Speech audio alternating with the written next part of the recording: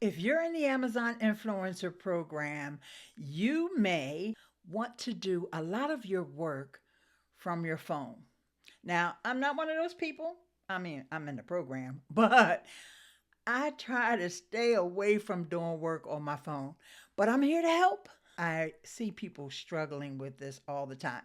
And a lot of influencers are interested in creator connections. Creator connections is a way that you can get a higher commission when you make a sale. Okay? So go to a product that you know is in creator connections. You're just going to have to scroll down a little bit to the see details page. And next, you're going to scroll down a little bit again to the share icon.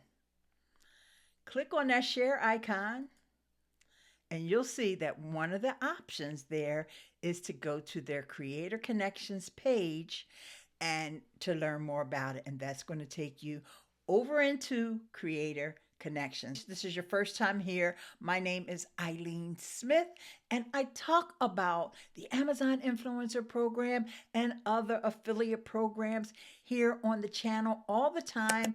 You're going to get suggested to watch another video or playlist by YouTube. Thanks, YouTube. And I'll see you over there. Bye for now.